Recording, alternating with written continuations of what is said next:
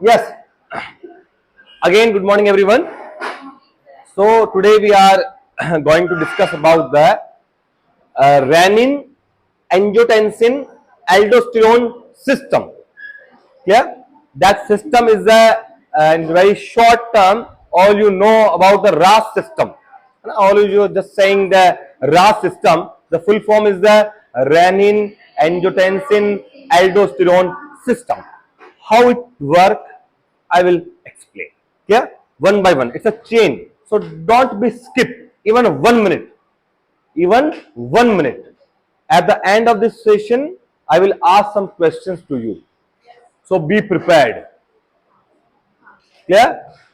In starting, I am telling to you, at the end of the session, I will ask some question. So be prepared and see the class. Yeah?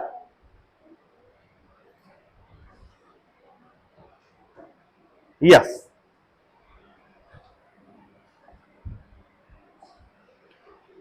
Renin, angiotensin, aldosterone system. Just before RAS system, we have discussed about the ADH, anti-diuretic hormone, yeah, which is secreted from the hypothalamus, released by the posterior pituitary gland. I think all of you very well know. Clear? And I told it work on the nephron. Yeah, I am discussing today only. Yeah. So where ADH work and where RAS system work. Both systems are working simultaneously. Both systems are working simultaneously. Clear? So where ADH is working or where a RAS system is working, we can see one by one. Clear? Suppose you can see this one is your circulatory system. This one is your circulatory system, systemic circulation. Clear? I have mentioned that is a circulation, or it means to say this one is a systemic circulation. General circulation, we can say the systemic circulation. Understood? Is picture clear? I am drawing the only the picture of the systemic circulation only. Clear? If any kind of trauma or any kind of accident, any kind of trauma or accident हो गया है, clear? It lead to loss of the blood. It's simple thing. It's simple thing. If any kind of trauma or any kind of accidents happen, clear, it will lead to loss of the blood.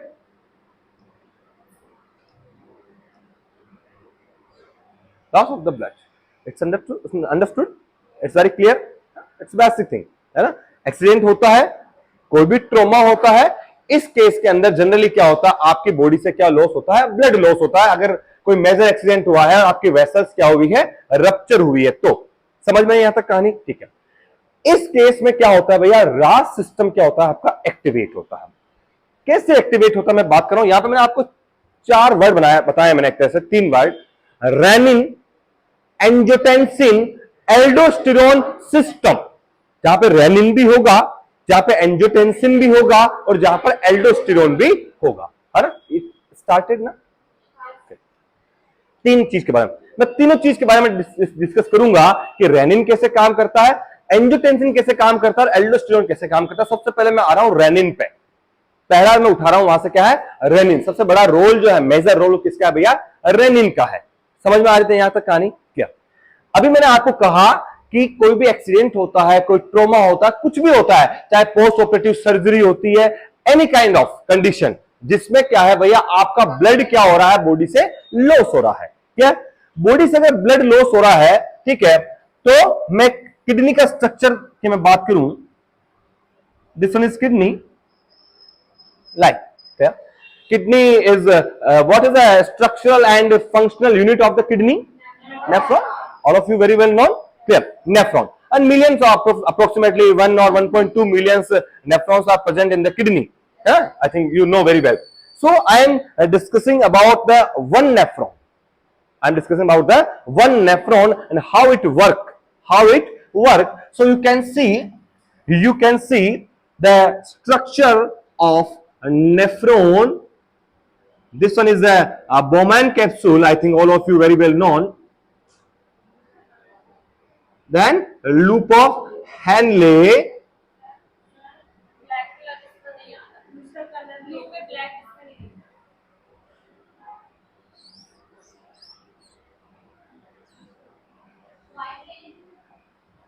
ये बहुत सारे colour बनाना है और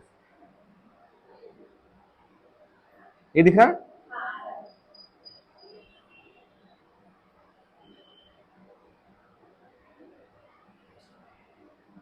This one is a loop of Henle or distal convoluted tubules and collecting duct. You know very well. This one is a structure of the nephron. Clear है? अब मैंने बात कही आपसे कि जनरली जो ब्लड सप्लाई है टूवर्ड्स द नेफ्रॉन, जहां से आपका यूरिन फिल्टर होता है, आई थिंक रीनल सिस्टम आपने पढ़ा होगा, है बेसिक थिंग बता रहा हूं, बेसिक डिटेल नहीं बता रहा हूं, आपने पढ़ा नहीं पढ़ा कोई बात नहीं, ठीक है, लेकिन इतना जरूर पता है आपको कि जो भी ब्लड है वो नेफ्रॉन की तरफ जाता है ना, वहां की जो रीनल की वेसल्स है वो लेकर के जाती है, और लास्ट जो पार्ट होता है यहाँ पे वो आता है अफरेंट आर्टरियोल्स। क्या आता है भैया? अफरेंट। ये पता है सबको? ये तो आपने सुना होगा, अफरेंट आर्टरियोल्स। क्लियर है? फिर यहां पे क्या होता है भैया? ग्लोमेरुलर कैपिलरीज का जाल होता है पूरा, ठीक है, और वापस जो है यहां से क्या है? इफरेंट आर्टरियोल। यहीं पर क्या आर्टरी से आर्टरी जुड़ती है, बाकी जनरली आर्टरियोल्स है, कैपिलरीज है, वेन्यूल्स है, लाइक मेटावेन्यूल्स है ना, तो आर्टरी से वेन जुड़ती है, यहाँ पे आर्टरी से आर्टरी जुड़ती है भैया, ठीक है। मेरा सवाल यहां तक नहीं है। इफरेंट, यहां तक पिक्चर के ध्यान से समझना, बहुत इजी कहानी है लेकिन थोड़ी सी समझने लायक है। क्लियर? मैंने कहा सिंपल सा कि कोई भी एक्सीडेंट होगा, पोस्ट ऑपरेटिव सर्जरी, किसी भी condition, any kind of cause है जिसमें बॉडी से क्या हो गया भैया? ब्लड का लॉस हो गया, तो जो अफरेंट आर्टरियोल्स हैं जो किडनी की तरफ जो ब्लड को लेकर के जाती है, ठीक है, और यहां से इफरेंट है, फिर आगे आपकी रीनल ट्यूब्यूल, वासा रेक्टा, रीनल ट्यूब्यूल्स जो होते हुए ये जाता है, आगे कहानी आप समझते रहना, ठीक है। तो मेरा सवाल आपसे ये है कि अगर आपकी बॉडी में अगर कोई मेजर ब्लड लॉस हुआ है, ऐसा नहीं छोटा मोटा हुआ है, मेजर ब्लड लॉस हुआ है इन केस, तो क्या जो किडनी की तरफ जो सप्लाई है वो बढ़ जाएगी या कम हो जाएगी? कम हो जाएगी। भाई बॉडी के अंदर ब्लड है ही नहीं, है ना, अगर पानी कम है मेरे पास तो पानी का बहाव भी कम होगा ना। It's very simple thing, it's a basic phenomena, so I am just telling towards the nephron or towards the kidney the blood flow is less। यहां तक समझ में आई कहानी? ठीक है, the blood flow is less। समझ में लिख नहीं रहा हूं, इतना स्पेस है नहीं मेरे पास यहाँ पे। यहां तक समझ में आई कहानी? ठीक है। अब जो मैं बात कर रहा था आपसे भैया, अब ये जो ब्लड फ्लो अगर लेस होता है, तो ये जो अफरेंट आर्म है, मैं क्वेश्चन पूछूंगा लास्ट में और आपसे इंडिविजुअल से पूछूंगा, मैं इंडिविजुअल से, याद रहे, इस हिसाब से देखते रहना, ठीक है ना, हर जगह से सवाल है। जो अफरेंट आर्टरियोल्स हैं जहां पर आपकी ब्लड सप्लाई कम जा रही है, मतलब टुवर्ड्स द किडनी, क्लियर, तो इसको मेजर करने के लिए कि भैया ब्लड का जो फ्लो है वो कम आ रहा है या ज्यादा आ रहा है, इसको मेजर करने के लिए कुछ ब्लड मेजरिंग डिवाइस होती है। क्या होता है भैया? कुछ ब्लड मेजरिंग डिवाइस होती है, क्लियर, या ऐसी सेल्स पाई जाती है, that is a smooth muscles. क्या होती भैया? ये स्मूथ मसल्स होती है। ये किसके सराउंडिंग पाई जाती है? याद रहे तो अफरेंट आर्टरियोल के यहां पर पाई जाती है। क्या पाई जाती है? स्मूथ मसल्स पाई जाती है इसके अफरेंट आर्टरियोल के अराउंडिंग, और इन स्मूथ मसल्स के अंदर ऐसे रिसेप्टर पाए जाते हैं जो ब्लड को क्या करते हैं? मीजर करते हैं। दैट ब्लड मीजरिंग डिवाइस, जिसको हम क्या बोल सकते हैं? ब्लड मीजरिंग डिवाइस, कि ब्लड जो आ रहा है फ्लो वो कम आ रहा है या ज्यादा आ रहा है, वो उसको क्या करते हैं? मीजर करते हैं। क्या है? तो ऐसे रिसेप्टर जो इन स्मूथ मसल्स के अंदर पाए जाते हैं, इन स्मूथ मसल्स के अंदर जो ब्लड के प्रेशर को या उसके फ्लो को क्या करते हैं, मेजर करते हैं, ऐसे रिसेप्टर को हम क्या नाम देते हैं भैया? That is a baroreceptor. क्या नाम देते हैं? Baroreceptor. जो कहां पाए जाते हैं? इस स्मूथ मसल में। Baroreceptor. यहां तक कहानी समझ में आ रही है? ठीक है। अब मैं बात करूं आपसे, अगर मैं बात करूं आपसे कि मैंने कहा कि कोई ब्लड लॉस हुआ है और जो किडनी है, आपका नेफ्रॉन है, वहां पर ब्लड का फ्लो जो है वो क्या जा रहा है? कम जा रहा है। और कम जो जा रहा है वो अफरेंट आर्टरियोल्स है, इसके नीचे कुछ स्मूथ मसल्स पाई जाती है जिसके अंदर कुछ रिसेप्टर होते हैं जो ब्लड को मेजर करते हैं, ब्लड के प्रेशर को मेजर करते हैं। क्लियर है? ये स्मूथ मसल्स क्या होती है? बंच ऑफ सेल्स होती है ना, बड़ी सेल्स होती है ना, स्मूथ मसल पूरा बंच होता है। क्लियर? तो ये बंच ऑफ जो स्मूथ मसल्स की जो सेल्स होती है ना भैया, इन सेल्स को एक नाम देते हैं, दैट इज अ पॉल्कीसन सेल, है ना? पॉल्कीसन। क्या बोलते हैं भैया? पॉल्कीसन सेल बोलते हैं, पॉल्कीसन सेल। यहां तक समझ में आ रही है? ये स्मूथ मसल्स है, इसको स्मूथ मसल को अपन ने नाम दिया है, ग्रुप ऑफ जो सेल्स है उसको, दैट इज अ पॉल्कीसन सेल। समझ में यहां तक कहानी? तो एक्चुअल जो बैरो रिसेप्टर है, एक्चुअल बैरो रिसेप्टर, ठीक है, वो कहां पाया जाता है? पॉल्कीसन सेल के अंदर पाया जाता है। यहां तक समझ में आ रही कहानी भैया? किसी कोई कंफ्यूजन यहां तक? आगे मैं बात करूं, ठीक है। अगर मैं आपसे आगे बात करूं, अगर आपसे आगे की बात करूं, तो आप जो समझ पा रहे हैं कि नॉर्मल आपने रेनल सिस्टम पढ़ा है, अगर यहां नहीं पढ़ा तो आपने नर्सिंग में पढ़ा है कि भैया अफरेंट आर्टरियोल से क्या आता है? ब्लड आता है, ठीक है, और ब्लड आकर के ये जो ग्लोमेरुलाई है ना, बोमेन कैप्सूल जो है, ग्लोमेरुलर फिल्ट्रेशन, और इससे क्या हो जाता है भैया? ये जनरली फिल्टर हो जाता है। इसी से तो फिर यूरिन बनता है आगे, इसी से यूरिन बनता है ना, ठीक है। और यहां से जो पर मिनट में, यहां से जो 1 मिनट के अंदर जो ग्लोमेरुलाई से फिल्टर होता है ना, उसको हम क्या बोलते हैं? GFR, that is a glomeruli filtration rate. इधर लिख दूं साइड में, दैट इज जीएफआर। ये ग्लोमेरुलाई है, ये कैपिलरीज है, इसको क्या बोलते हैं भैया? ग्लोमेरुलाई बोलते हैं, ठीक है। तो इस ग्लोमेरुलाई से जो ब्लड आपका फिल्टर होता है, ब्लड होता है ऐसा फिल्टर, अभी तक यूरिन तो बाद में बनेगा, ब्लड आपका क्या होता है? फिल्टर होता है, और यहां से बोमेन कैप्सूल से इन ट्यूब्यूल्स के अंदर जाता है, और यहां से जो पर मिनट के अंदर जो फिल्टर होता है उसको हम क्या बोलते हैं? ग्लोमेरुलाई या ग्लोमेरुलर फिल्ट्रेशन रेट बोलते हैं। जो कितनी होती है भैया? 125 ml मेल में होती है, 120 ml फीमेल में होती है। रेंज देखा जाए तो 120 से 125 ml पर मिनट की हम बात करते हैं, अप्रोक्सीमेटली दैट इज 125 ml पर मिनट में लिख देता हूं, है ना। और इसी फीमेल में कम होती है, 120 के अप्रोक्सीमेटली होती है। यहां तक कहानी समझ में आ रही है भैया? ठीक है। अब आगे समझना, आगे समझ, डोंट टॉक प्लीज। हाँ, any question? Any question? Filtration से जीएफआर है ना, 125 जनरली मेल में होती है और 120 ml जनरली फीमेल में पाई जाती है। रेंज मिल सकती है आपको 120 से 125। ठीक है, मैं जो बात कर रहा हूं अभी तक, मैंने क्या किया था? मैंने क्या बताया भैया? यहां पे बैरो रिसेप्टर है, ठीक है, और ब्लड आया यहां से, ठीक है, और ये बैरो रिसेप्टर कहां पाया जाता है? पॉल्कीसन सेल नाम दिया था मैंने यहां से आपको, ठीक है। मैंने कहा कि यहां से क्या होता है, अगर ब्लड का फ्लो कम होता है इस अफरेंट आर्टरियोल्स में, तो ये बैरो रिसेप्टर क्या करते हैं? उसको आइडेंटिफाई करते हैं कि भैया ब्लड का फ्लो क्या आ रहा है? कम आ रहा है। वो रिसेप्टर उसको रिसीव करते हैं कि इसका प्रेशर क्या है, ब्लड का यहां पर कम आ रहा है, तो उसके रेस्पॉन्स में एक एंजाइम को रिलीज करते हैं, उसके रेस्पॉन्स में एक एंजाइम को रिलीज करते हैं, उसका नाम होता है रेनिन। उसके इस एंजाइम का नाम क्या होता है भैया?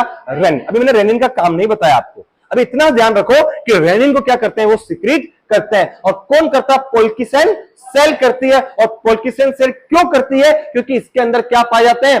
बैरो रिसेप्टर पाए जाते हैं। तो बैरो रिसेप्टर क्या काम करते हैं भैया? ब्लड को मेजर करते हैं, प्रेशर को, फ्लो को मेजर करते हैं, और देखते हैं कि कम आ रहा है, वो तुरंत क्या कर देते हैं? वहां से रेनिन को रिलीज करते हैं। एक कहानी यहां तक समझ में? एक तो रेनिन रिलीज होता है यहां इस तरीके से। क्लियर है पिक्चर? ठीक है।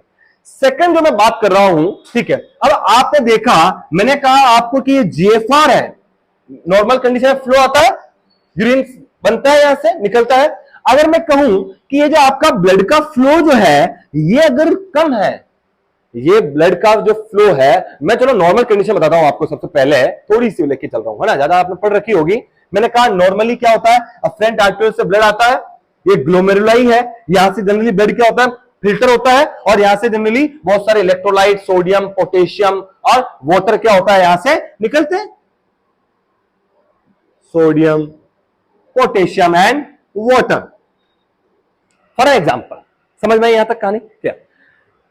मैंने कहा आपको, एक तो मैंने जब एडीएच पढ़ा रहा था मैं एडीएच, तब मैंने कहा था आपको कि लगभग 90% जो वाटर है ना, वो तो ये प्रोक्सिमल कॉन्वोल्यूटेड ट्यूब्यूल से ही क्या हो जाता है, रीअब्सॉर्ब हो जाता है। 10% जनरली बाद में होता है, ये मैंने एडीएच के अंदर बताया था आपको। अभी मुझे एडीएच का काम नहीं बताना, मैं रास का काम बता रहा हूं आपको, ठीक है। मैंने कहा वाटर के साथ साथ यहां पे मेनली जो मोस्ट एबुंडेंट जो आपका कैटायन है सोडियम, ठीक है, तो सोडियम भी यहां से निकलता है नॉर्मल कंडीशन में। तो अप्रोक्सीमेटली देखा जाए तो 60 to 70% जो सोडियम है वो यहां से क्या हो जाता है भैया, ये जो सराउंडिंग मसल्स है, सेल्स है, वो इसको क्या कर देती है, रीअब्सॉर्ब कर लेती है। यहां तक कहानी समझ में आ रही है क्या? मैं सिंपल से लेके चल रहा हूं भैया, लेकिन मैंने कहा ना ये चेन है। मैंने कहा कि सप्लाई कमाई, बैरोसेप्टर रेनिन निकाला।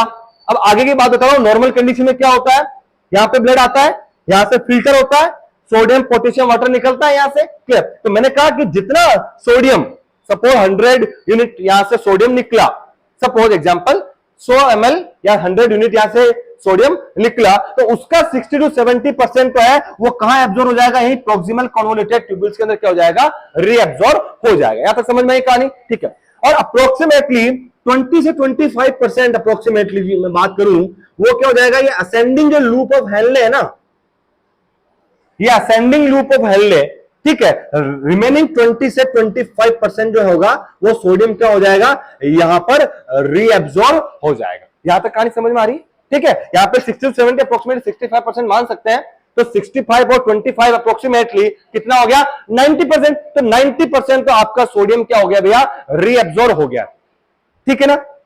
समझ में आई कहानी, क्लियर। अब क्या बचा अपना 10%, भैया समझ में आ रहा है, आ रहा है।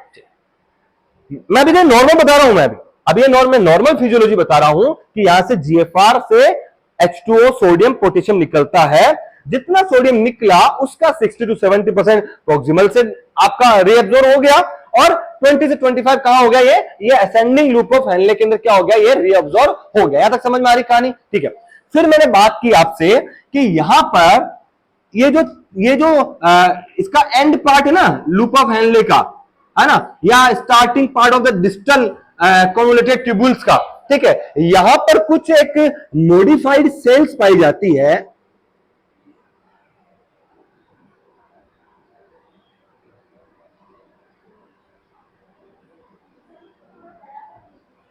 हाँ, उसको रबर को, स्क्रीन को,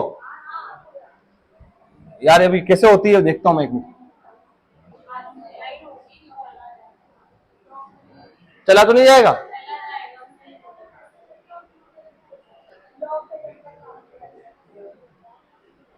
दिख रहा कि नहीं दिख रहा, थोड़ा सा, नहीं तो आप लोग आगे आ जाएं, इतना पीछे, है ना। बस यहां तक समझना है, बाकी सब कहानी ऊपर ही चलेगी, बाकी सारी कहानी ऊपर चलेगी, ठीक है ना। मैं जो आपसे बात कर रहा था भैया, मैं बोलता भी जा रहा हूं, ठीक है ना, अगर लगे तो, क्या मैंने कहा कि 60 to 70% प्रोक्सिमल कॉन्वोल्यूटेड ट्यूब्यूल से वहां से हो गया, ठीक है।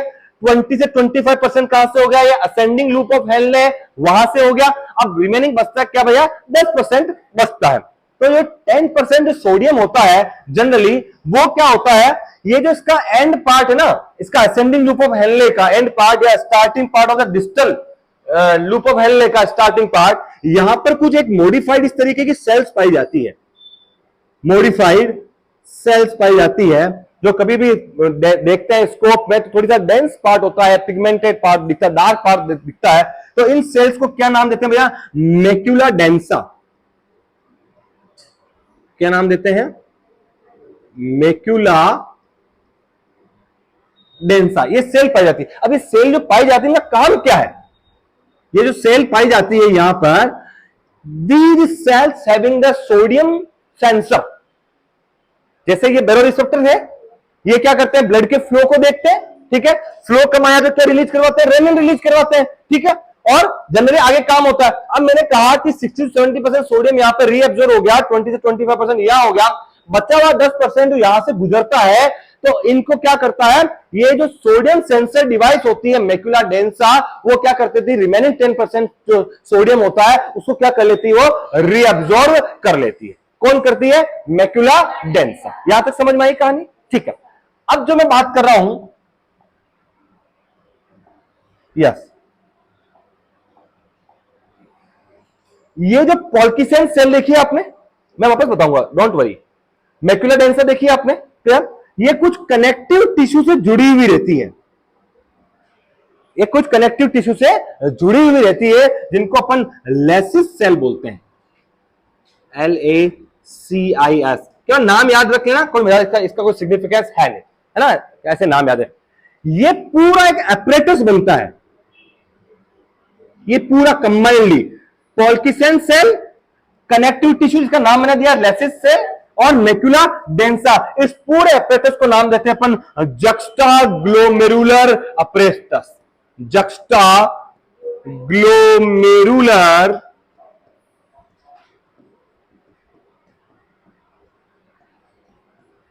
एपरेटस। मैंने अभी तक नॉर्मल बताया, ही मैंने अभी तक नॉर्मल बताया, वापस समझते हैं, डोंट वरी। मैंने कहा क्योंकि एक जगह हट गया मामला तो खत्म हो जाएगा। मैंने कहा कि नॉर्मल, मैंने आपको एक सिस्टमिक सर्कुलेशन बनाया था आपकी बॉडी का। कोई भी एक्सीडेंट होता है, कोई ट्रॉमा होता है, एनी काइंड ऑफ कोज, जिसमें क्या होता है, बॉडी से ब्लड का लॉस होता है, हो जाता है, कोई भी कारण हो सकता है। जब बॉडी से ब्लड का लॉस होता है तो ऑब्वियसली बात है कि जो किडनी की तरफ जो ब्लड की सप्लाई है वो भी क्या हो जाएगी, आपकी कम हो जाएगी। ब्लड फ्लो है ही नहीं, आपके ब्लड ही नहीं, तो फ्लो भी क्या हो जाएगा, आपका कम हो जाएगा। और आप सबको पता है, मैंने एक नेफ्रॉन का स्ट्रक्चर उठाया था कि जो बोमेन कैप्सूल जो है, जहां पे यूरिन बनता है, फिल्ट्रेशन कौन लेके जाता है, एफरेंट आर्टरियल, ये लेके जाता है। फिर ग्लोमेरुलाई बनता है, फिर इफरेंट आर्टरियल्स होते हैं, है ना, फिर आपकी रिनल ट्यूब्यूल्स हैं आपके, और वासा रेक्टा, और ये चलती रहती है आगे, ठीक है, मैं उसकी अभी बात नहीं कर रहा हूं। हाँ हाँ, एफरेंट से आती है और इफरेंट से जाती है, यही तो सर्कुलेशन है ना। एफरेंट से आती है, ग्लोमेरुलाई होती है, इफरेंट होती है, रिनल ट्यूब्यूल्स होती है, वासा रेक्टा, और उसके आर्क्यूएट वेसल्स और बहुत सारी वेसल्स होती है। ऐसे करते हुए सिस्टम सर्कुलेशन में पहुंच जाती है, और रिनल सिस्टम का आपका पार्ट है, ठीक है। और डिटेल में आप वहां पढ़ना, मैं डिटेल में यहाँ रिनल सिस्टम नहीं बता रहा हूं, केवल मैं जो बताना चाह रहा हूं कि एफरेंट से ब्लड सप्लाई आती है, तो ऑब्वियसली ब्लड कम है, तो एफरेंट आर्टरियल्स के यहाँ पे ब्लड की सप्लाई भी क्या आएगी, कम आएगी। तो वो कम जो आएगी, तो मैंने कहा अफरेंट आर्टरियल जो है, इसके सराउंडिंग कुछ स्मूथ मसल्स पाई जाती है, ठीक है। इन स्मूथ मसल्स का जो ग्रुप ऑफ स्मूथ मसल्स जो सेल्स है, इसको मैंने नाम दे रहा पॉल्किसेन सेल, नाम याद रखें केवल, ठीक है। और इस सेल के अंदर कुछ रिसेप्टर पाए जाते हैं, जिनका नाम दिया मैंने बैरो रिसेप्टर। ये और भी पाए जाते हैं, मैं बताऊंगा आपको, ठीक है। ये रिसेप्टर क्या करते हैं भैया, उस ब्लड के फ्लो को क्या करते हैं, प्रेशर को मेजर करते हैं। अगर कम आ रहा है, ब्लड फ्लो कम है, ब्लड का प्रेशर कम है, तो ये क्या करते हैं, यहां से एक एंजाइम रिलीज करते हैं, इसका नाम होता है रेनिन। समझ में आई कहानी, नॉर्मल कंडीशन में। तो यहां पर ब्लड का फ्लो कम हुआ, इसने उसको आइडेंटिफाई किया कि फ्लो कम है, तो इससे क्या रिलीज कर दिया भैया, रेनिन। ब्लड के अंदर क्या एंजाइम रिलीज कर दिया, रेनिन। यहां तक समझ में आई। फिर मैं नॉर्मल कंडीशन बता रहा था, रेनिन और कहां से सीक्रेट होता है मैं बताऊंगा अभी आपको, ठीक है। मैंने नॉर्मल बताया आपको कि जब नॉर्मल कंडीशन जब ब्लड आता है, यहां से ग्लोमेरुलाई से फिल्टर होता है, और फिल्टर होकर कहा जाता है, इस ट्यूब्यूल्स में जाता है, प्रोक्सिमल से, इससे लास्ट में कलेक्टिंग डक्ट से होता है, यूरिन बनता है, इस तरीके से होता है कहानी, ठीक है। मैं एक की बात कर रहा था, मैंने कहा यहां से सोडियम, वाटर, पोटेशियम सब कुछ निकलता है। मेनली मैंने कहा अगर 100 यूनिट यहां से सोडियम निकल रहा है, यहां से फिल्टर हो रहा है, तो उस 100 का 60 to 70% जो सोडियम है वो प्रोक्सिमल कन्वोल्यूटेड ट्यूब्यूल से क्या हो जाता है, वापस से ये रीअब्सॉर्ब हो जाता है। इसकी सराउंडिंग सेल्स वेसल्स क्या कर लेती है, उसको रीअब्सॉर्ब करता है। यहां तक समझ में आया। मैंने कहा कि बचा हुआ 20 से 25% क्या होता है, असेंडिंग लूप ऑफ हेल है, वहां की वेसल्स क्या कर लेती है, सेल्स उसको क्या कर लेती है, रीअब्सॉर्ब कर लेती है।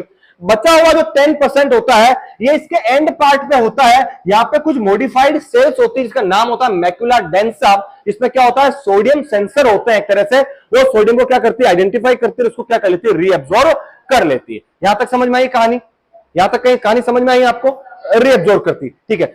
बस इतना समझना आपको। अब मैं बताऊंगा होता क्या है, क्लियर? मैंने कहा था कि ये पोल्किसन सेल और ये मैक्युला डेंसा सेल, ये दोनों आपस में कुछ कनेक्टिव टिश्यू से जुड़ी होती है, इसका नाम होता है लेसिस सेल, और इस पूरा होल अपरेटस बनाता है इसको। पोल्किसन सेल, मैक्युला डेंसा और लेसिस सेल, उस अपरेटस का नाम होता है जक्स्टा ग्लोमेरुलर अपरेटस, जिसका नाम बहुत बार आपने सुना होगा, जेजी अपरेटस बोलते हैं इसको।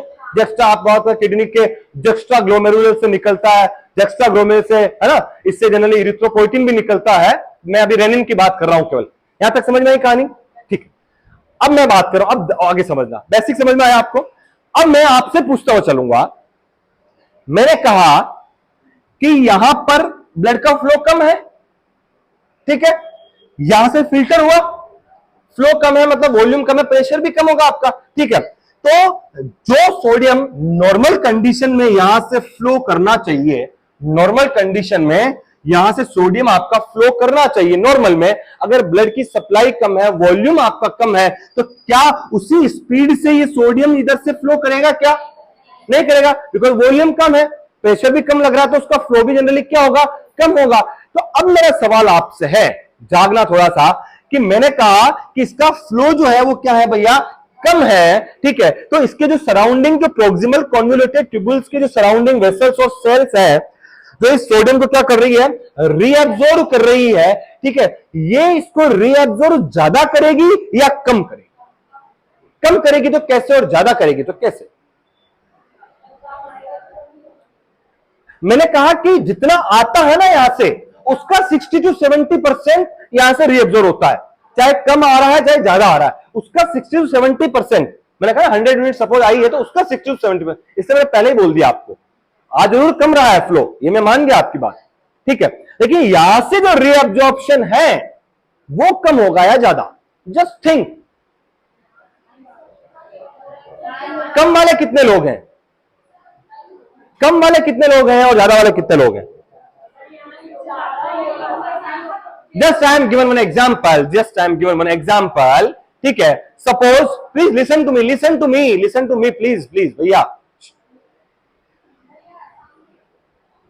मैंने कहा कि सपोज, ठीक है, ये कोई पानी बह रहा है, ये कोई पानी बह रहा है, ठीक है। बहुत बार आप देखते हैं कि सब्जियां धोते हैं, मैं I am just given example of watermelon, है ना, तरबूज, ठीक है, मस्क मेलन, कुछ भी एग्जांपल ले लो, है ना, ठीक है।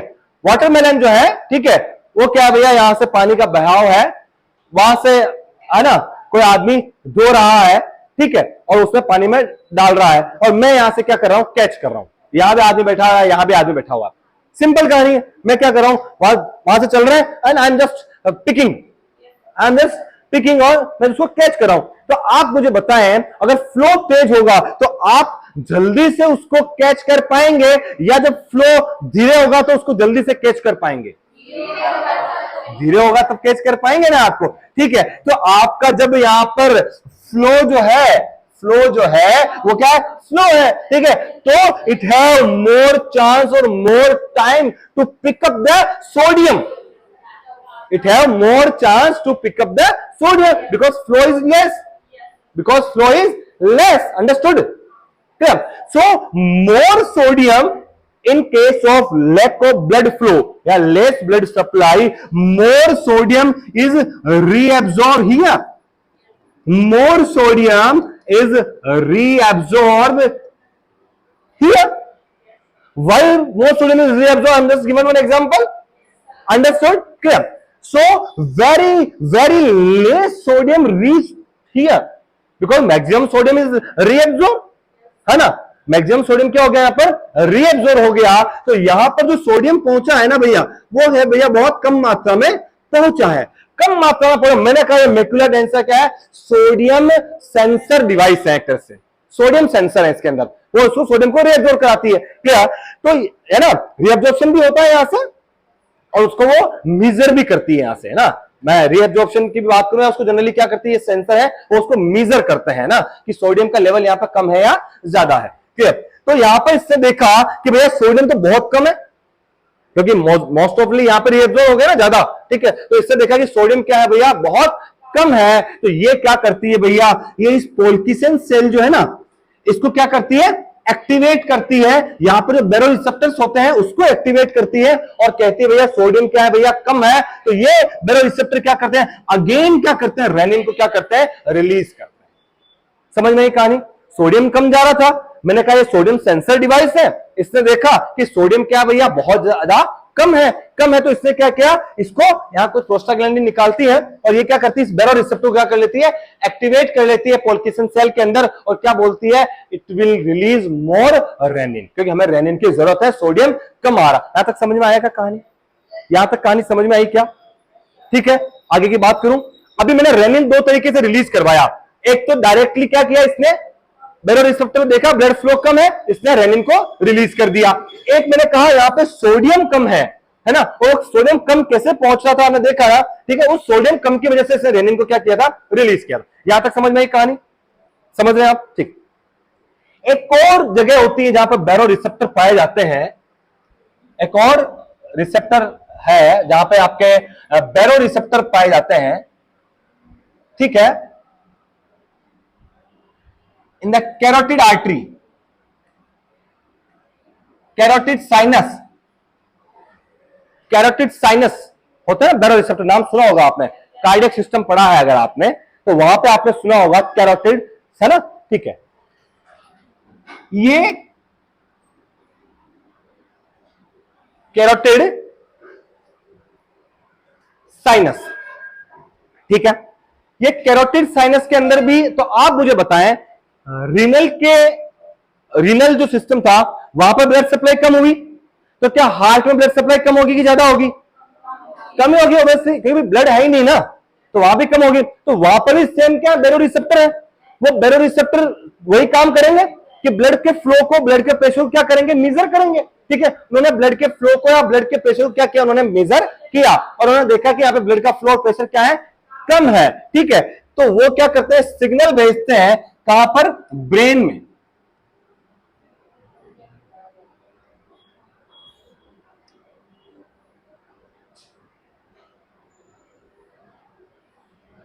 हाँ मैंने लीवर बना दिया था पहले, ठीक है।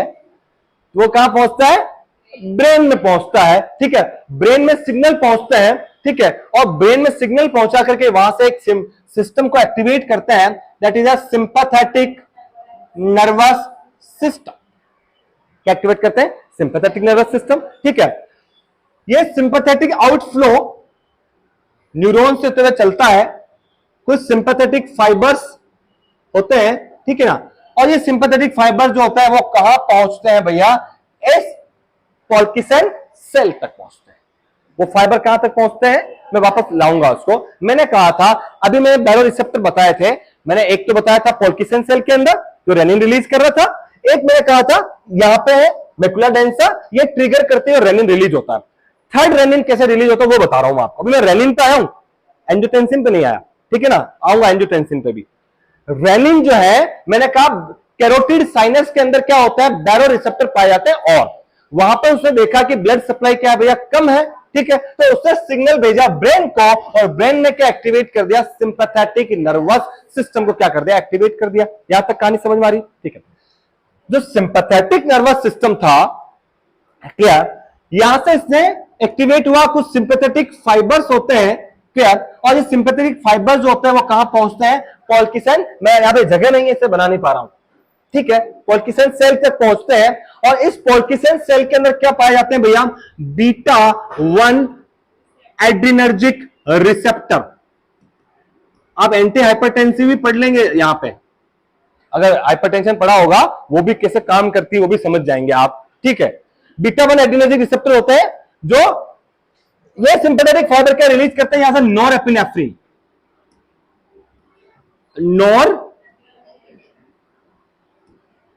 सुना होगा आपने नॉरएपिनेफ्रिन, नॉरएड्रेनालिन, जब बीपी कम होता तो देते हैं अपन नॉरेड, है ना, नॉरेड का इन्फ्यूजन बना के देते हैं आईसीयू में अगर काम किया है ना। सबसे ज्यादा बड़ा साइड इफेक्ट होता है इसको, जनरली पेरिफेरल वैसोकंस्ट्रिक्शन कराता है नॉरएड्रेनालिन, है ना। इसलिए अगर कोई पेशेंट अगर लॉन्ग टर्म अगर आईसीयू के अंदर है, एडमिटेड है, उनको लंबे समय से नॉरएड्रेनालिन चल रहा है, तो हो सकता है कि उसको गैंग्रीन या लाइक पेरिफेरल टिश्यूज जो है वो डिस्ट्रक्शन उनका हो सकता है, तो उसको आपको पेरिफेरल सर्कुलेशन आपको जनरली उसका ऑब्जर्व करते रहना चाहिए, बिकॉज नॉरएड्रेनालिन स्पेशली पेरिफेरल वैसोकंस्ट्रिक्शन करवाता है। ठीक है, तो मैं वहां पर नहीं आ रहा, नॉरएड्रेनालिन को ही नॉरएपिनेफ्रिन कहते हैं अपन, ये तो पता है आपको। ठीक है, तो सिंपैथेटिक नर्वस सिस्टम जो है पोल्किसन सेल तक पहुंचता है और वहां पर क्या रिलीज करवाता है भैया, नॉरएपिनेफ्रिन रिलीज करता है, वो सिनेप्स के पार्ट में होता है, न्यूरॉन्स। ठीक है, और इस नॉरएपिनेफ्रिन को देखो बहुत सारे हार्मोन्स हर जगह रिलीज होते हैं, पूरे ब्लड में हार्मोन है, लेकिन हर जगह हर आदमी एक्ट नहीं करता ना, क्योंकि हर चीज के अपने अपने रिसेप्टर अपनी अपनी जगह पर है ना, कि इस हार्मोन का रिसेप्टर इस सेल पे काम कर रहा है, इस हार्मोन का रिसेप्टर इस सेल पे काम कर रहा है। तो नॉरएपिनेफ्रिन का जो रिसेप्टर है वो कौन सा, बीटा 1 एड्रेनर्जिक रिसेप्टर, जो पोल्किसन सेल पे पाया जाता है। क्या, तो ये क्या करता है, पोल्किसन सेल को क्या करता है, नॉरएपिनेफ्रिन रिलीज होता है, जो बीटा 1 एड्रेनर्जिक रिसेप्टर क्या करते हैं, वहां से स्टिमुलेट होता है और again it will lead to produce renin. 3 तरीके से रेनिन प्रोड्यूस करा है अपन ने, एक डायरेक्टली बैरो रिसेप्टर से, वहां से पोल्किसन सेल ने कर दिया रिसीव करके, सेल तो पोल्किसन सेल करती है, रिसेप्टर बैरो रिसेप्टर है। एक अपन ने इनडायरेक्टली मैकुलर डेंसा ने ट्रिगर किया, इसको क्यों किया था मैंने बताया, सोडियम की कमी की वजह से, और रेनिन को क्या कर दिया, ऐसा रिलीज कर दिया। एक थर्ड मैंने कहा कैरोटिड साइनस, जो कैरोटिड आर्टरीज और हार्ट की सप्लाई में होते हैं, वो वहां पे बैरो रिसेप्टर होते हैं, वो वहां पे ब्रेन पे पहुंचता है, ब्रेन से सिंपैथेटिक नर्वस सिस्टम स्टिमुलेट होता है, और वो सिंपैथेटिक नर्वस सिस्टम क्या करता है, नॉरएपिनेफ्रिन रिलीज करवाता है यहाँ पे पोल्किसन सेल पे पहुंच के, और इस नॉरएपिनेफ्रिन को रिसीव करने के लिए रिसेप्टर चाहिए होते हैं, उस रिसेप्टर यहाँ पे प्रेजेंट होता है, इसका नाम होता है बीटा 1 एड्रेनर्जिक रिसेप्टर। क्लियर, तो वो क्या करता है, इसको एक्टिवेट करता है, और एक्टिवेट करके फिर ये क्या कर लेता है, रेनिन को रिलीज कराता है। ठीक है, रेनिन रिलीज होगा, बीपी बढ़ेगा, कैसे बढ़ेगा मैं बताऊंगा। इसलिए जो बहुत सारे ड्रग देते हैं आप एंटी हाइपरटेंसिव, जो बीटा 1 एड्रेनर्जिक ब्लॉकर होती है, बीटा ब्लॉकर, नाम पढ़ा होगा आपने, बहुत सारे प्रोपेनोलोल, लोल वाली और ऐसे तरह के हैं बहुत सारी, है ना, समझ वाली कहानी। तो ऐसे रिसेप्टर ब्लॉक होता है तो कैसे बीपी कम होगा वो भी समझ जाओगे, अगर रिसेप्टर ब्लॉक हो गया तो, अगर रिसेप्टर ब्लॉक हो गया तो रेनिन का रिलीज क्या हो जाएगा, कम हो जाएगा ऑब्वियसली। ठीक है ना, रेनिन कम हो जाएगा आपका। क्लियर, अभी तक यहां तक समझ आया, रेनिन को रिलीज कराया मैंने अभी तक आपको, 3 तरीके से मैंने रेनिन को रिलीज करा दिया, समझ में आई कहानी। क्लियर, अब ये रेनिन जो है, ये रेनिन यहां से एफरेंट आई, ग्लोमेरुलर कैपिलरी ब्लड में डाल दिया। ठीक है, ये एफरेंट है, और ये पेरीरिनल ट्यूब्यूल्स है, और ये वासा रेक्टा और रिनल वेन से होते हुए वापस कहां आ जाएगा, ये आपके जनरल सर्कुलेशन में आ जाएगा। ठीक है, ब्लड में डाल दिया उसने रेनिन को, है ना, और ये आपके रिनल की सिस्टम में चल रहा था अभी तक, और यहां से घूमते घूमते लास्ट में कहां गया, ये आपके नॉर्मल सर्कुलेशन में आ गया। अब ये नॉर्मल सर्कुलेशन में आ गया भैया, और ये कहां पे पहुंचता है आपका, ये पहुंचता है लीवर पे। कहां पहुंचता है भैया, ये लीवर। ठीक है, लीवर के अंदर जो सेल्स पाई जाती है दैट इज हिपेटोसाइट, है ना, थोड़ा बहुत तो दिख रहा है, मैं लिख दिया नाम इसलिए कंफ्यूज ना हो। ठीक है ना, यहां पे पाई जाती है हिपेटोसाइट्स, सबको पता है हिपेटोसाइट सेल पाई जाती है यहां पे। ठीक है, ये हिपेटोसाइट सेल जो होती है एक स्पेशल प्रोटीन बनाती है, एक स्पेशल इसका नाम है एंजियोटेंसिन नोजन, एंजियोटेंसिनोजन।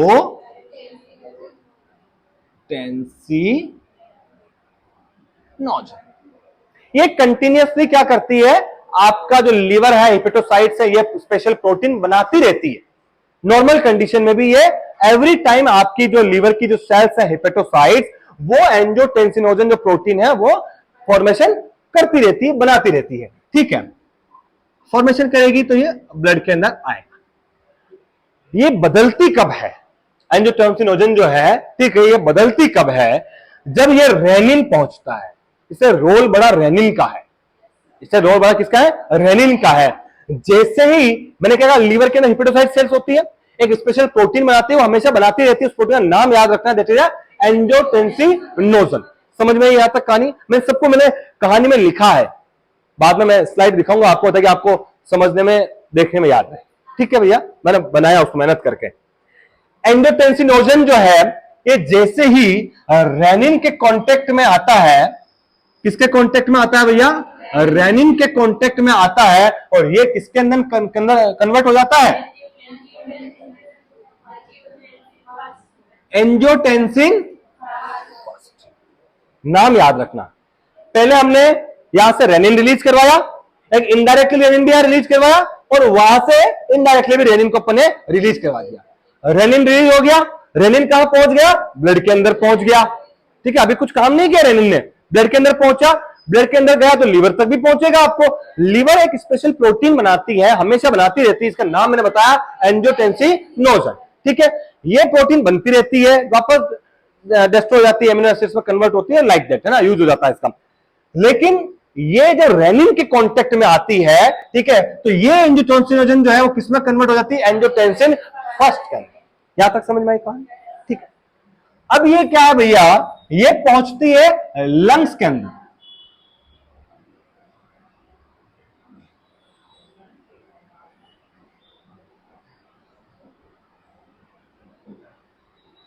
लंग्स कहां पहुंचती है? ये लंग्स के अंदर। ठीक है, समझ में, नाम लिखता हुआ चल रहा हूं, समझ जाना आप। ठीक है, हाँ क्या करें? हाँ लेबर तिरछा कर दिया उसको मैं। ठीक है, एंजियोटेंसिन फर्स्ट। ठीक है, ये ब्लड कहां पहुंचता है? लंग्स के अंदर पहुंचता है। क्या लंग्स में तो एयर होती है कि ब्लड होता है? एयर होती है ना, एल्यूलाई। लंग्स के अंदर, लंग्स रेस्पिरेटरी सिस्टम पढ़ लिया क्या आपने? नहीं पढ़ा, चलो मैं पढ़ाऊंगा इसके बाद, एंडोक्राइन के बाद। हाँ, एंडोक्राइन जब वाइंड अप होगा उसके बाद रेस्पिरेटरी, बस जितना हो पाएगा उतना पढ़ाएंगे। लंग्स आपने देखा होगा, आपने रेस्पिरेटरी ट्रैक्ट पढ़ा है। ठीक है, अगर रेस्पिरेटरी ट्रैक्ट आपने पढ़ा है तो आपने देखा ये आपके नोस्ट्रिल्स होते हैं, नोस्ट्रिल्स के पीछे आपके हेयर्स होते हैं जो एयर को, डस्ट को पार्टिकुलर फिल्टर्स करते हैं। वेस्टिब्यूल पार्ट होता है, ठीक है, नेजल कैविटी होती है, फेरिंग्स होता है, उसके 3 पार्ट होते हैं, ओरो नेजल लेरिंजोफेरिंक्स। ठीक है, तो वह फेरिंग्स आपका वहां से 2 पार्ट में डिवाइड हो जाता है एक तरह से, एक तरफ आपका इसोफेगस चलता है, एक तरफ आपका लैरिंक्स चलता है। लैरिंक्स के बाद ट्रेकिया आती है, ट्रेकिया 2 पार्ट में डिवाइड होती है ना। आपके ब्रोंकाई बनाती है, primary secondary tertiary bronchi, bronchioles बनते हैं, और एंड पार्ट जो बनता है वो एल्वुलाई बनता है। उसको खोलता हूं। ठीक है, एल्वुलाई बनता है, suppose this is air filled pockets या एयर फिल्ड कैविटी, जिसमें एयर आती है, और with the help of the diffusion gaseous exchange होता है। बात करेंगे रेस्पिरेटरी सिस्टम में डिटेल में। यहां पर क्या है भैया, आपकी एल्वुलाई है। ठीक है, एल्वुलाई जो होती है इसके नजदीक से भैया पल्मोनरी कैपिलरीज निकलती है। क्या निकलती है? Pulmonary capillaries. आप सबको पता है, यहीं से तो आपका गैसियस एक्सचेंज होता है ना। डायरेक्ट कैसे जाएगी ऑक्सीजन और कार्बन डाइऑक्साइड? तो ये पल्मोनरी कैपिलरीज होती है। ठीक है, आप सबको पता है कि ब्लड वेसल्स होती है, अगर आपने कार्डियक सिस्टम पढ़ा है, वास्कुलर सिस्टम पढ़ा है, उसकी लेयर्स पढ़ी होगी आपने, है ना, बहुत सारी लेयर्स पढ़ी है अगर आपने पढ़ी है। ठीक है, तो जो इनर लेयर जो है आपकी जनरली यहां पे एंडोथीलियम होती है। ठीक है, स्पेशली पल्मोनरी सिस्टम मैं पहुंचा हूं, कहां पता चला आपको? लंग्स में पहुंचा मैं, ये एल्वुलाई है। एल्वुलाई है, ठीक है, पास से पल्मोनरी कैपिलरीज निकलती जहां पे गैसियस एक्सचेंज होता है। ठीक है, मैं पल्मोनरी कैपिलरीज का अंदर का स्ट्रक्चर बता रहा हूं। ठीक है, कि ये क्या करती है भैया, पल्मोनरी कैपिलरीज। ठीक है, यहां पे क्या होती है भैया, एंडोथीलियम आपकी क्या होती है? लेयर होती है, एंडोथीलियम लेयर होती है। ये स्पेशल जो पल्मोनरी कैपिलरी के एंडोथीलियम है, ये एक एंजाइम को क्या करती है? प्रोड्यूस करती है, और कहां पर डालती है? इसकी सरफेस पे।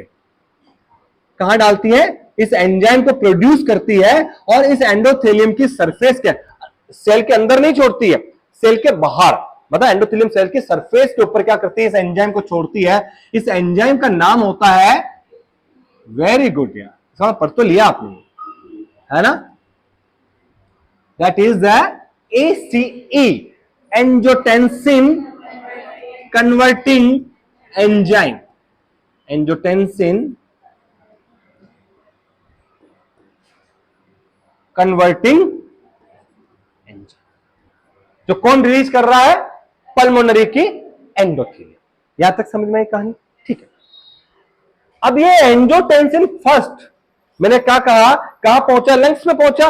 लंग्स में ब्लड में रहेगा, ये तो हवा में थोड़ी उड़ेगा, ब्लड के अंदर ही है। पल्मोनरी कैपिलरी से जाता है, और यहां पे पल्मोनरी की एंडोथेलियम सेल्स पाई जाती है, जो क्या रिलीज करवा रही है? ACE angiotensin converting enzyme release करवा रही है। ये जैसे ही एंजियोटेंसिन फर्स्ट इसके कांटेक्ट में आएगा ACE के, ठीक है, then angiotensin first will convert to the angiotensin second, convert into the angiotensin second. यहां तक समझ में आ रही कहानी? ठीक है, मिटा दूं इसको मैं, एंजियोटेंसिन सेकंड बन गया, ठीक है। नहीं पूरा नहीं मिटा रहा हूं मैं, उधर वाले पार्ट को मिटाऊंगा केवल, ठीक है। हाँ ले लो ले लो, आप फोटो लो, मैं मेरा रजिस्टर भी ले आता हूं।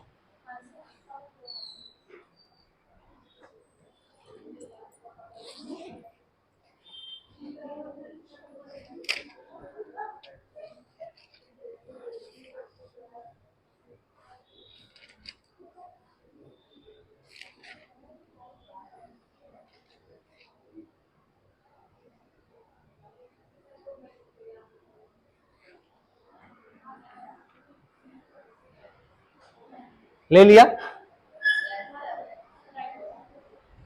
मैं अपलोड कर देता हूं, वहां से स्क्रीनशॉट भी ले सकते हो। अच्छा उसमें आता तो होगा ना, आता है? बात करूं, आगे बात करूं? मैंने कहा चेन है, आगे वाला समझ में आया तो पीछे कुछ क्या चल रहा है कोई लेना देना नहीं, बस। Yes please you can see, फिर ले चल रहा हूं आपको, डोंट वरी, ठीक है। मैंने कहा नॉर्मल कंडीशन के अंदर कभी भी क्या होता है, कोई एक्सीडेंट कुछ भी हो गया, कहानी क्या है, ब्लड बॉडी से क्या हो गया, लॉस हो गया जनरली, ठीक है। ब्लड अगर बॉडी से लॉस हो गया, ठीक है, उस केस के अंदर आप देखेंगे तो आपकी जो रीनल के towards the renal blood supply क्या हो जाएगी, कम हो जाएगी, ब्लड सप्लाई कम हो जाएगी, ठीक है। और मैंने एक नेफ्रॉन को खोल के दिखाया था आपको, उसमें क्या होता है, एफरेंट आर्टरीज लेके आता है, ग्लोमेरुलाई में फिल्टर होता है, फिर इफरेंट आर्टरियोल्स होते हैं, फिर आपके रीनल पेरीरिनल ट्यूब्यूल्स होती है, वासा रेक्टा, और ऐसे सर्कुलेशन चलता रहता है, it's a normal circulation, clear. मैंने कहा कि यहां पर सप्लाई कम आई तो यहां पर इस एफरेंट आर्टरियोल्स के नीचे स्मूथ मसल्स पाई जाती है, जिनको हमने नाम दिया था, ग्रुप ऑफ सेल्स को पॉल्किसन सेल नाम दिया था। इसके अंदर एक रिसेप्टर होता है जो किसको मेजर करता है, ब्लड फ्लो का, ब्लड प्रेशर को मेजर करता है। इसने देखा कि ब्लड का फ्लो कम आ रहा है, ठीक है, तो ये बैरो रिसेप्टर क्या होगा, एक्टिवेट हो गए, और इस पॉल्किसन सेल से क्या रिलीज करवा दिया इन्होंने, रेनिन को क्या कर दिया, रिलीज करवा दिया। यहां तक समझ में आई कहानी? एक और कहानी, रेनिन बहुत तरीके से रिलीज होता है, वो बताया मैंने आपको। मैंने कहा कि यहाँ पे ग्लोमेरुलाई जो फिल्टर है वो भी क्या हो जाएगा, ब्लड फ्लो कम हो जाएगा, ठीक है। ब्लड फ्लो कम हो जाएगा तो रीनल ट्यूब्यूल्स के अंदर फ्लो भी क्या हो जाएगा, कम हो जाएगा, वॉल्यूम कम है, जैसा आपने बताया मुझे, क्लियर। मैंने कहा कि नॉर्मल कंडीशन में क्या है, यहाँ पे 60 to 70% सोडियम क्या हो जाता है, रीअब्सॉर्ब हो जाता है, लेकिन फ्लो कम है तो रीअब्सॉर्प्शन क्या हो जाएगा, आपका बढ़ जाएगा, बढ़ जाएगा। सोडियम यहां तक क्या पहुंचेगा, कम पहुंचेगा, यही तो होगा, सोडियम कम पहुंचेगा। तो मैंने कहा ये सोडियम सेंसर डिवाइस है, यहाँ पे जो सोडियम का सेंसर करती है, पकड़ती है उसको, ठीक है। इसका नाम है मैक्यूला डेंसा। इन्होंने कहा, देखा इन्होंने कि भैया सोडियम क्या आ रहा है, कम आ रहा है, इन्होंने फट से कुछ हार्मोन इनके रिलीज के, प्रोस्टाग्लैंडिन वगैरह, और इसको क्या एक्टिवेट कर दिया, यहां से बैरो रिसेप्टर को और पॉल्किसन सेल को एक्टिवेट कर दिया, और उससे वापस से क्या रिलीज करवा दिया, रेनिन। यहां तक समझ आ गया? दो तरीके से यहां करा आपने। फिर मैं लेके चला था, मैंने कहा बैरो रिसेप्टर जो प्रेशर वो मेजर करते हैं, ब्लड फ्लो को, ब्लड प्रेशर को, वो और कहां पाया जाता है, कैरोटिड साइनस, ठीक है, कैरोटिड आर्टरी। तो क्या हार्ट की तरफ भी ब्लड सप्लाई कम होगी या ज्यादा होगी? ऑब्वियसली कम होगी, ठीक है ना, ओवरऑल ही कम है, तो हार्ट को स्पेशल चीज थोड़ी है ना, वहां भी कम होगी सप्लाई, जो हार्ट को कैरोटिड आर्टरी सप्लाई करती है ना, राइट और लेफ्ट, लाइक क्लियर, और कोरोनरी आर्टरी, है ना।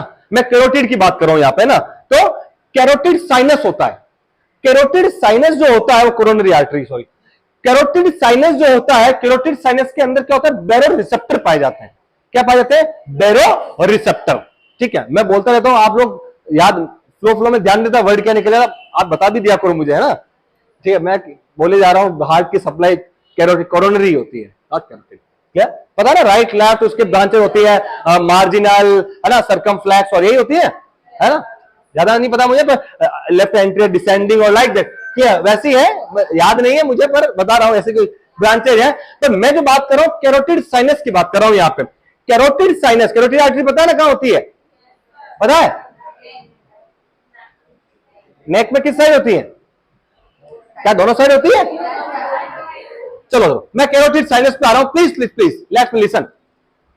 कैरोटिड साइनस के अंदर भी बैरो रिसेप्टर्स पाए जाते हैं और वो देखते हैं कि यहां पर भी क्या है भैया, ब्लड का फ्लो कम है और वो यहां से सिग्नल्स भेजते हैं, कहां पर, ब्रेन की तरफ भेज देते हैं। ठीक है, जनरली ये एक नर्व के थ्रू भेजते हैं। नाम पता है आपको कौन सी?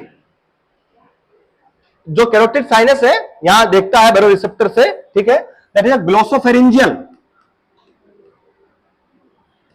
ग्लोसोफेरिंजियल नाम सुना सुना है? क्रेनियल नर्व पढ़ी आपने? कौन सी होती है? सेंसरी होती है, मोटर होती है? Sensory sensory, motor motor, mix sensory. हाँ, टेक्निक याद है क्या कुछ? मिक्स है।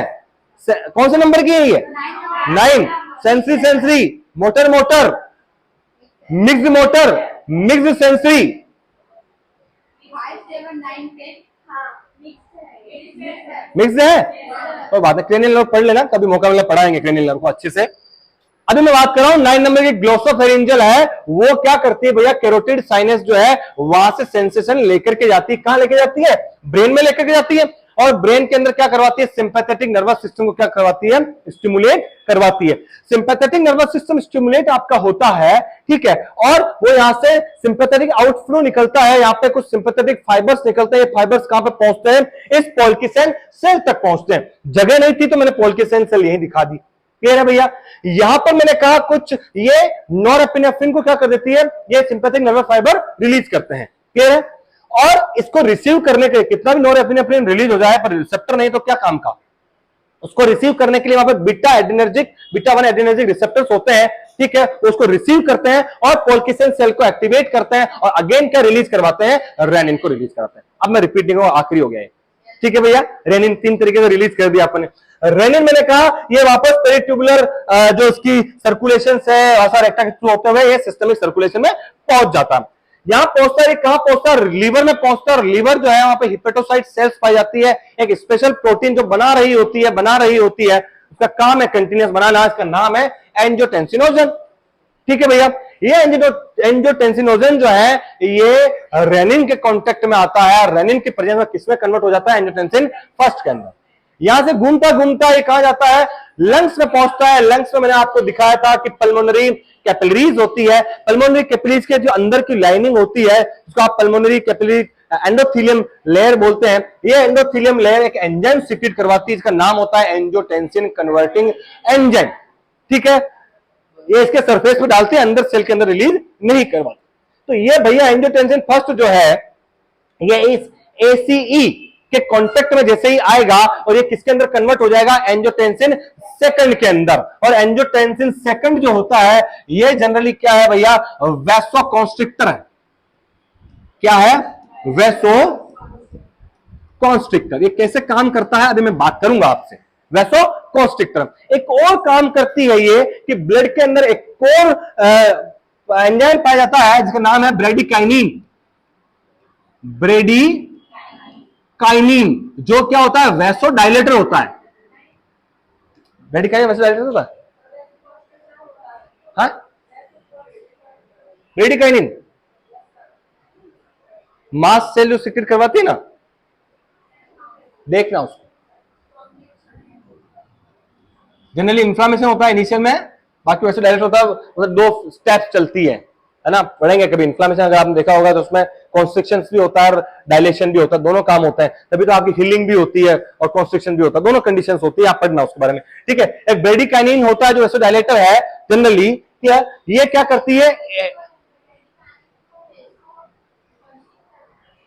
देखो अभी एंड ऑफ द सेशन बात करेंगे अपन, लिखवाया सर ने, देखें अभी देखेंगे इसको, दोनों तरीके से काम करके बात करेंगे। ठीक है, अभी आप समझ लें ब्रेडिकाइनिन जो जनरली क्या है? वैसोडाइलेटर होता है। ठीक है, ब्रेडिकाइनिन है ना, जब जनरली इंफ्लेमेटरी मीडिएटर्स होते हैं, मास्ट सेल्स वगैरह से भी निकलते हैं, जहां पे दोनों काम होता है, वैसोकॉन्स्ट्रिक्शन, वैसोडाइलेशन भी कराता है ब्रेडिकाइनिन। क्लियर?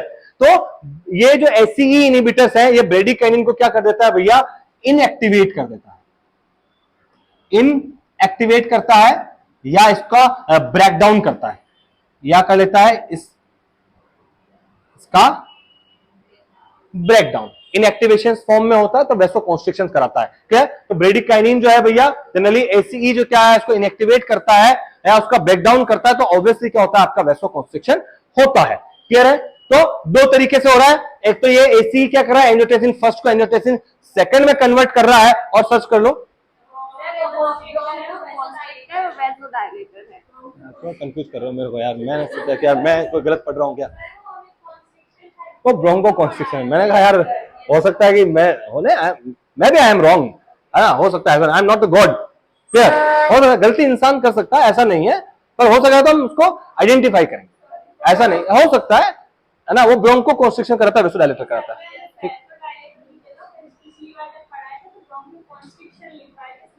अच्छा, ब्रोंको कॉन्स्ट्रिक्शन वेरीफाई हो गया, वैसोडायलेटर ही होगा। ठीक है भैया, क्लियर? क्लियर?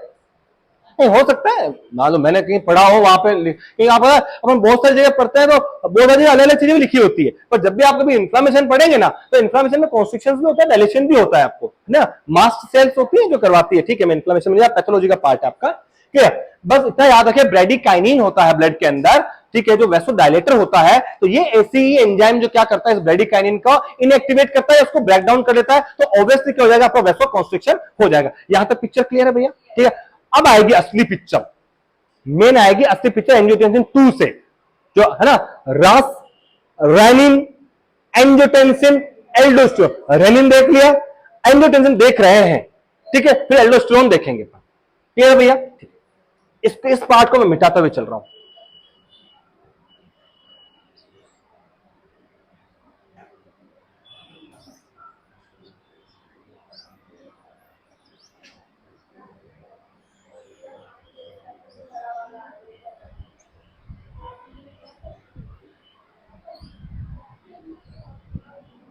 ध्यान से समझना भैया, अब ध्यान से समझना, थोड़ा सा काम अब आया है।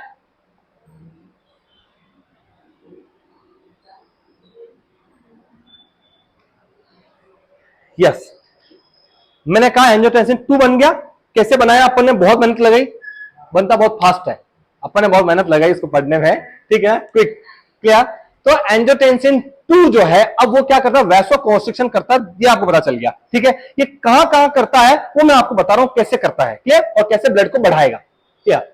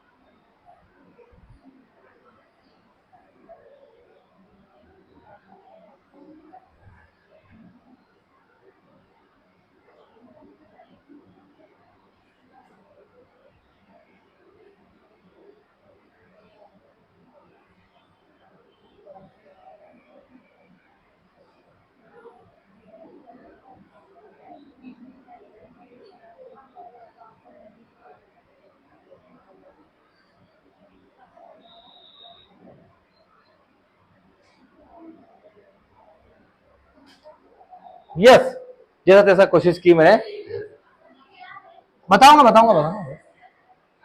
क्या लग रहा है? फ्लावर फ्लावर बनाना नहीं आता मेरे को। ठीक है, ये है भैया लेफ्ट साइड हार्ट, और ये है राइट साइड। ठीक है ना?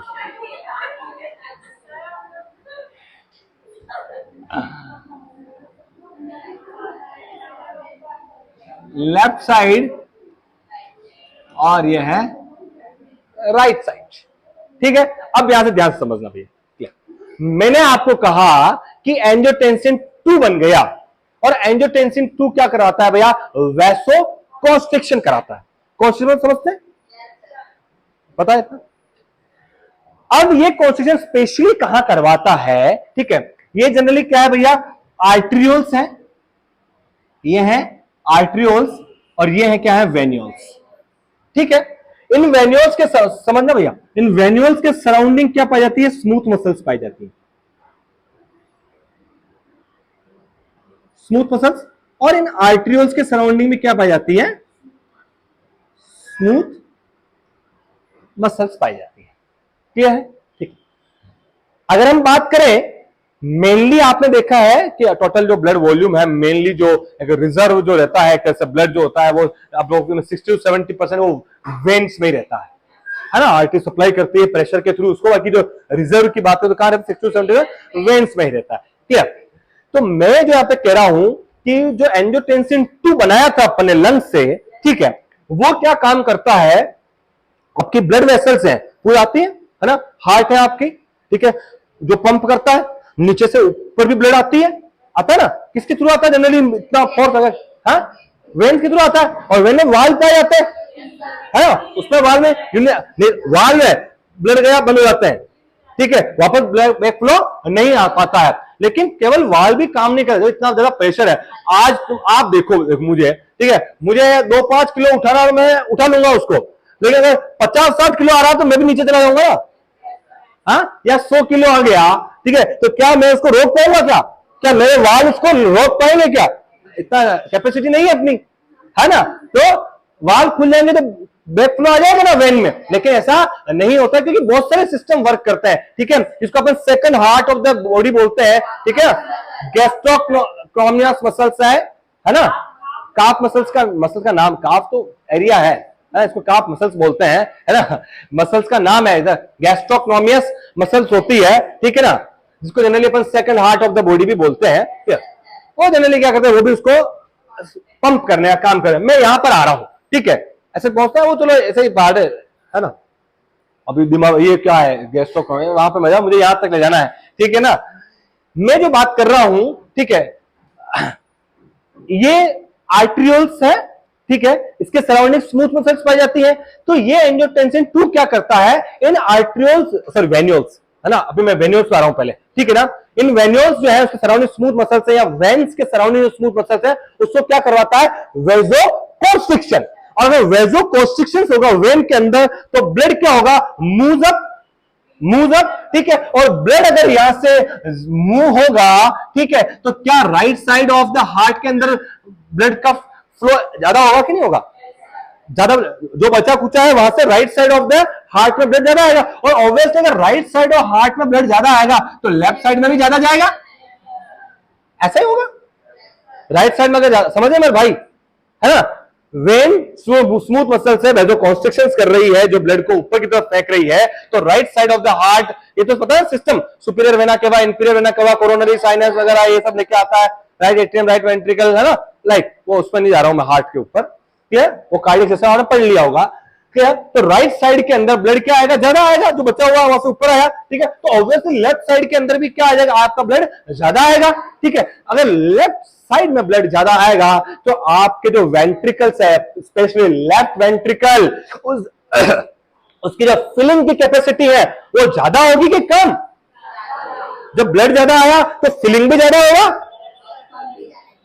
ठीक है, फिलिंग भी ज्यादा होगा, अगर फिलिंग इन द सेंस मतलब क्या है, जब रिलैक्स होता है तभी तो फील होता है वो, जब डायस्टोल होता है, दो वर्ड है भैया, सिस्टोल और डायस्टोल, कार्डियक सिस्टम पढ़ लेगा, सिस्टोल का मतलब कॉन्ट्रैक्शन होता है, डायस्टोल मतलब रिलैक्सेशन होता है, ठीक है, तो आप एक तो क्या भैया देखो,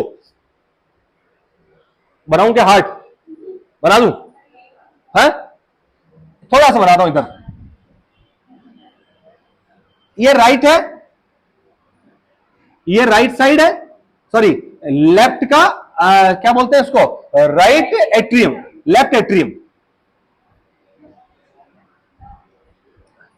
लेफ्ट एट्रियम, लेफ्ट एट्रियम है, लेफ्ट वेंट्रिकल है, ठीक है, मिट्रल वाल, बाइकस्पिड वाल है, सबको पता है, ये बेसिक है, क्लियर, ये अरोटिक वाल है, ऊपर की तरफ जाता है, मैं डायग्राम समझाने के लिए बता रहा हूं आपको, सिंपल, ये यहां से खोल रहा हूं मैं थोड़ा सा इसको, क्लियर है भैया, मैंने कहा अब यहां तक तो आप समझ गए भैया कि लेफ्ट साइड के अंदर ब्लड ज्यादा आ रहा है, ठीक है, तो ये जो लेफ्ट वेंट्रिकल है, ठीक है, लेफ्ट वेंट्रिकल जो है जब रिलैक्स होगा, डायस्टोल, एक तो सिस्टोल इधर कॉन्ट्रैक्ट होगा, कॉन्ट्रैक्ट में तो वेंट्रिकल फिल नहीं कर पाएगा ना, मसल सिकुड़ी हुई है, ठीक है, जब ये खुलेगा तभी तो ऊपर से ब्लड आएगा, तो नेगेटिव प्रेशर बोलते हैं, एक तरह से नेगेटिव प्रेशर बोलते हैं, ठीक है, तो ब्लड अंदर आएगा, तो मैंने कहा कि डायस्टोल के टाइम पे इसकी फिलिंग क्या होगी, ज्यादा होगी, ये सिंपल कहानी है, रिलैक्स होगा, ब्लड ज्यादा है तो ब्लड ज्यादा अंदर आएगा, तो आपके डायस्टोल के टाइम फिलिंग क्या होगी, इसकी ज्यादा होगी, ये तो समझ में आ रही है आपको, ठीक है, तो मैं जो कहना चाह रहा हूं, ठीक है, कि एक वर्ड लिख रहा हूं मैं, and diastolic volume, and diastolic volume. ये राइट, ये मेरा लेफ्ट एट्रियम है, ये मेरा लेफ्ट वेंट्रिकल है, ठीक है। मैंने कहा ये लेफ्ट वेंट्रिकल कॉन्ट्रैक्ट हो गया, ठीक है, तो इससे अरोटा से ब्लड को बाहर फेंक दिया, ठीक है। अब वापस तो भरना है इसको, वापस भरना है, तो क्या होगा, डायस्टोल होगा, रिलैक्स होगा, और ऊपर से क्या आएगा, ब्लड इसके अंदर गिरेगा, ठीक है। मैंने कहा ब्लड ज्यादा आ रहा है तो ज्यादा गिरेगा इसके अंदर, ठीक है, तो ये ज्यादा बड़ा हो गया, स्ट्रेच हो गया एक तरह से, ठीक है। तो मैं बात करूं तो एंड डायस्टोल वॉल्यूम, ठीक है, मतलब जो पूरा भर जाता है डायस्टोल के टाइम पे, अब जैसे इसको सिस्टोल होना है उससे जस्ट पहले एंड डायस्टोल वॉल्यूम, वो ज्यादा होगा कि कम होगा, ज्यादा होगा, वॉल्यूम ज्यादा है तो, ठीक है। और एक लो यहां पे काम करता है, that is a Frank Starling law. अगर आपने पढ़ा हो तो एग्जाम में मल्टीपल टाइम्स पूछा गया क्वेश्चन है कि फ्रैंक स्टार्लिंग लो के बारे में, आई थिंक बहुत बार क्वेश्चन आया हुआ है एग्जाम में, कंपिटिटिव में आया, देखा कभी, बहुत बार क्वेश्चन आया फ्रैंक स्टार्लिंग लो के बारे में, ठीक है। ये क्या होता है लो भैया, कि आप किसी भी जो स्ट्रेचिंग पार्ट है, जैसे बलून है, ठीक है, जितना ज्यादा आप उसको स्ट्रेच करेंगे उतना ज्यादा उस फोर्स से क्या होगा, वो वहां से ब्लड को जो भी है उसके अंदर उसको फेंकेगा। मतलब मोर स्ट्रेचिंग और मोर फोर्स या मोर प्रेशर, समझ में कहानी। आप बलून को जितना ज्यादा तेज फुलाएंगे और उसको पुश करेगा तो तेज प्रेशर से वो जाएगा, that law is the Frank Starling law. लेकिन एक वर्ड है within the physiological limit, मतलब क्या है, अगर तेज खींचो बिल्कुल तो फट जाएगा, तो एक फिजियोलॉजिकल लिमिट के अंदर कोई भी चीज को आप जितना ज्यादा स्ट्रेच करते हैं तो वो उतना ही तेज क्या करता है, फोर्स लगाता है। कभी किसी रबड़ मारो, रबड़ ऐसे है ना, मारते ना, ठीक है, यू मारो धीरे से लगेगी, यू खींच के मारो, देखें है तेज लगती है ना, बिकॉज जितना आप किसी चीज को स्ट्रेच करेंगे उतना तेज क्या लगेगा, फोर्स लगेगा आपका। और इसी को एक लो का नाम देता है, दैट इज फ्रैंक स्टार्लिंग लो। बहुत बार पूछा गया भैया, मोर स्ट्रेच मोर फोर्स, ठीक है, या मोर प्रेशर, इसी को कौन सा लो पे काम करता है, that is Frank Starling low. FRANK जगह नहीं है कहीं लिखने की है ना, और ST स्टार्लिंग है ना, STRLING, फ्रैंक स्टार्लिंग लो के नाम से जानते हैं, ठीक है भैया। तो मैं जो बताना चाह रहा हूं आपको, एंड डायस्टोलिक वॉल्यूम, जिसको क्या बोलते हैं, प्रीलोड।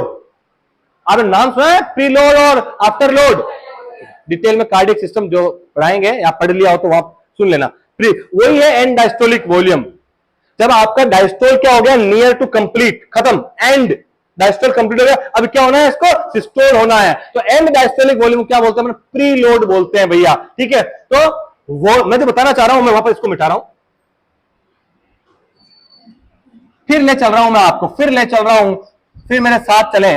मैंने कहा आपको कि एंजियोटेंसिन 2 क्या करवाता है, वैसोकंस्ट्रिक्शंस कराता है, स्मूथ मसल्स जो है वेन्स के ऊपर है, वेन्यूल्स के ऊपर है, उनको क्या कराएगा, कॉन्स्ट्रिक्ट कराएगा। तो आपका right side of the heart जो है वहां पर ब्लड फ्लो क्या हो जाएगा, ज्यादा हो जाएगा।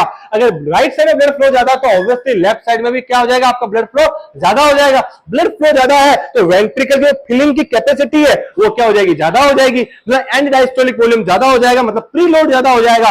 अगर वॉल्यूम ज्यादा है तो लेफ्ट वेंट्रिकल स्ट्रेच ज्यादा होगा कि कम, ज्यादा होगा। मैंने लो बताया अभी आपको, ठीक है। तो it will left ventricle will stretch more. अगर स्ट्रेच ज्यादा है तो क्या फोर्स से ब्लड फेंकेगा कि धीरे फेंकेगा, फोर्स से फेंकेगा, then force will also increase, then force will also increase, ठीक है। Volume is increase here, force is increase here, तो स्ट्रोक वॉल्यूम इज ऑल्सो ज्यादा ही होगा। वॉल्यूम ज्यादा है, स्ट्रोक वॉल्यूम क्या होता है,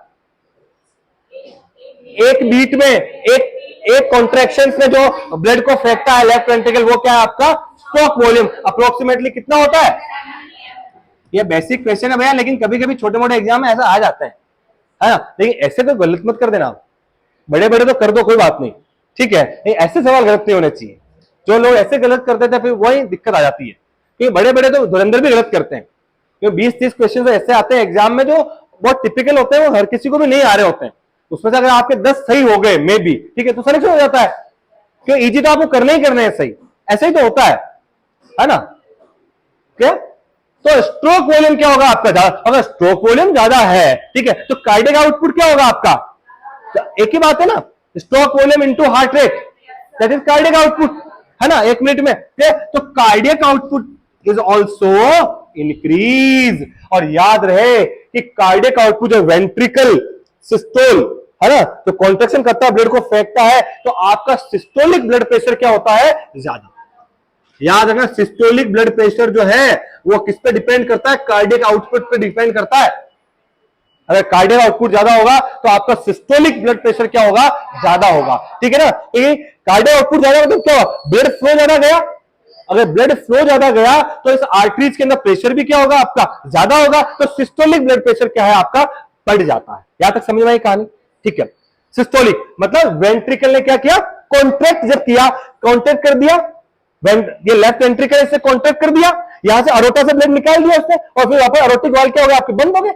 ठीक है, और तब आपके आर्टरी के अंदर क्या है, प्रेशर बना हुआ, उसको अपन ने क्या बोला, सिस्टोलिक प्रेशर, ब्लड प्रेशर। समझ में आते कहानी? और याद रहे कि सिस्टोलिक ब्लड प्रेशर किस पर डिपेंड करता है, कार्डियक आउटपुट पे आपका डिपेंड करता है। कार्डियक आउटपुट ज्यादा है तो सिस्टोलिक ब्लड प्रेशर भी आपका क्या होगा, ज्यादा होगा। यहां तक समझ में आ रही कहानी? ठीक है, ब्लड प्रेशर समझते हैं आप? What is the blood pressure?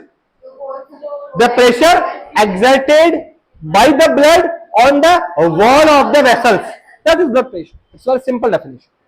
Okay? अब एक कहानी और चलती। कितना मिनट का हो गया? ज्यादा हो गया, थोड़ा सा और चलने देते हैं, थोड़ा सा इस एंजियोटेंसिन 2 को कम करता हूं, या चलो फिर अपलोड करने में दिक्कत आएगी ना।